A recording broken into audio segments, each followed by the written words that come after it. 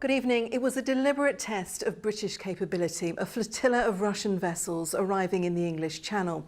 But two warships based in Portsmouth have been shadowing them every inch of the way. The first sighting was in the Straits of Dover at 10:30 this morning. They then sailed down the Channel south of the Isle of Wight, believed to be heading for Syria. Richard Jones reports.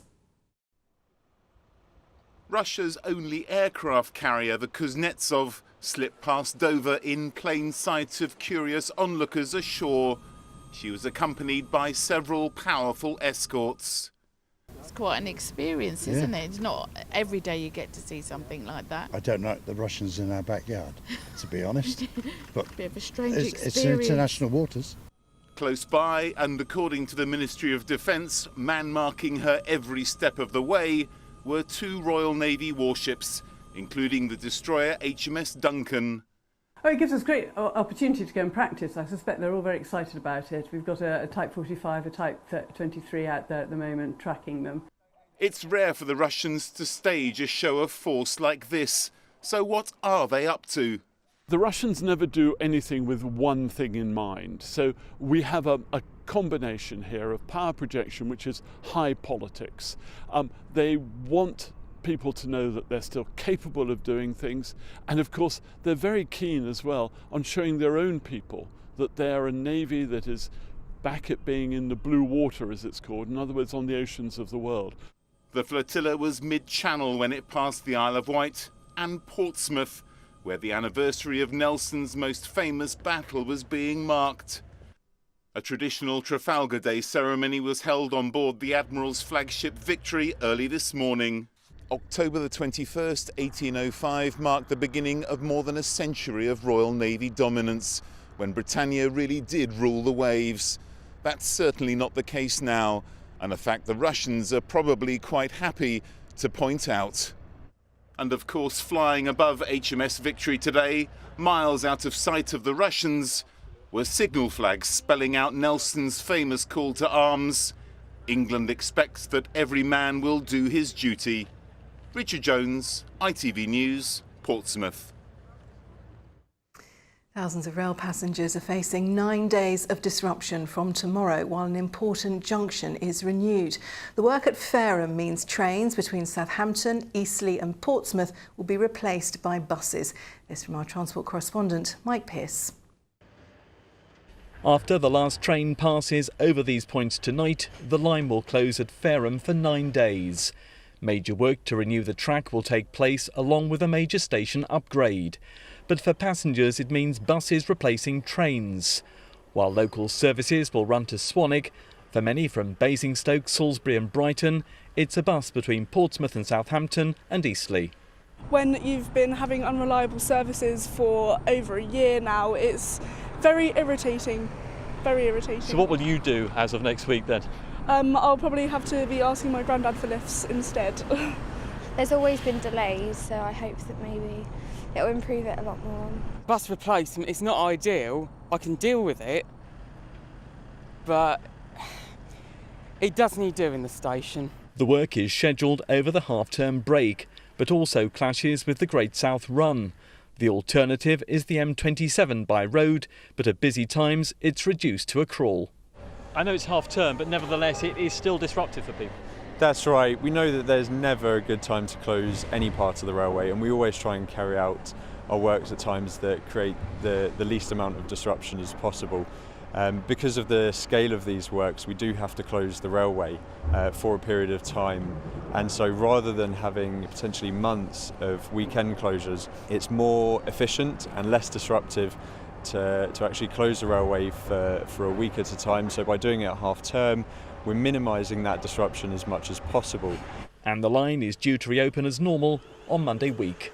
Mike Pearce, ITV News, Fareham Station. Detectives have launched an investigation following the sudden death of a man in Bournemouth. Officers were called to a property in Wootton Gardens in the early hours. A man has been arrested. Tributes have been paid to a father who died on the M3 motorway on Monday. Tony Smith from Southampton was involved in a collision and got out of his car. He was then hit by another vehicle.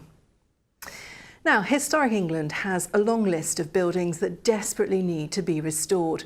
But for the first time, a whole area of Brighton has been added to the at-risk register. So, can it be saved? Malcolm Shaw has been investigating. In its heyday, the Brighton Hippodrome attracted top performers, including the Beatles and the Rolling Stones. But its illustrious past hasn't stopped it falling into disrepair. Developers and community groups unable to agree the way forward. Grade 2-star listed building, one of our highest designations. It's been empty since 2009 when Mecca Bingo left. Today, Historic England revealed this year's additions to its at-risk register. They include buildings like Fort Purbrook, built in the 1800s to protect Portsmouth's naval dockyard from attack, and the bell tower at Chichester Cathedral, its ancient stonework now crumbling.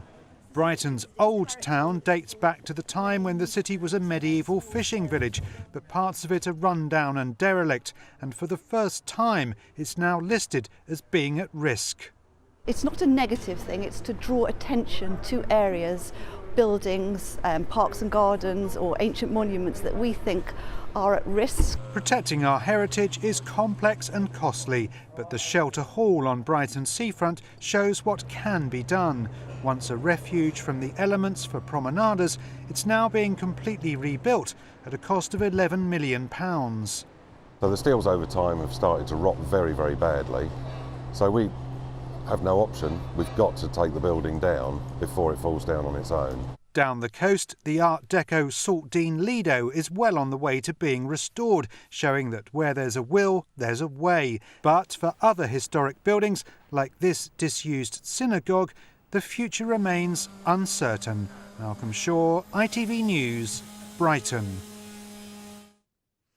And finally tonight, the Great South Run returns to Portsmouth this weekend, and among the 25,000 runners is one woman who was paralysed this time last year when a tumour was found on her spine.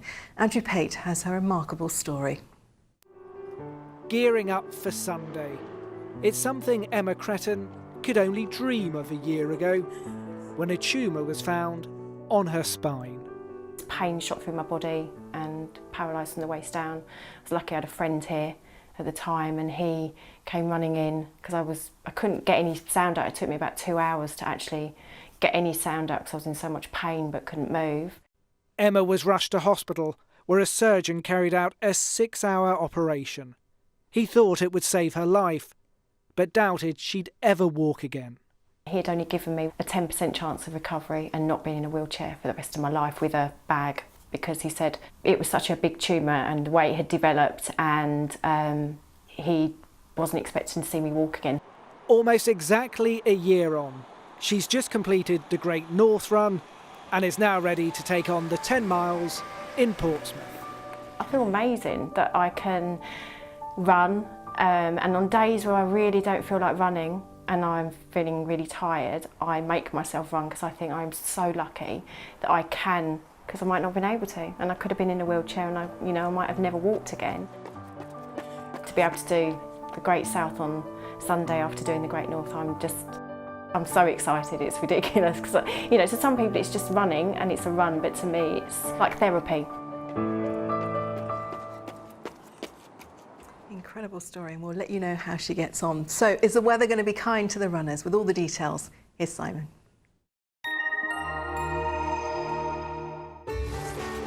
From sleet to the slopes, driving through Europe. Eurotunnel the Shuttle sponsors ITV Meridian weather.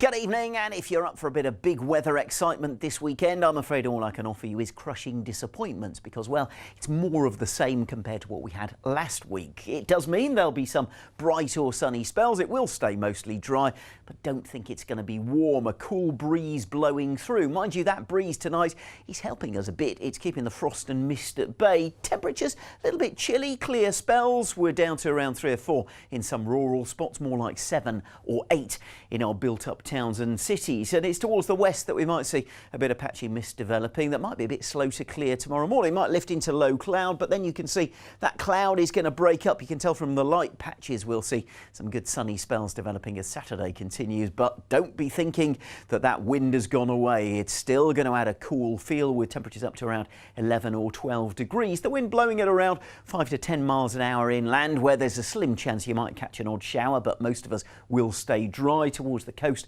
we're looking at winds of around 10 to 15 miles an hour. And then Sunday, if you're doing the Great South Run or watching it, lots of dry and fine weather, and still with a cool breeze too.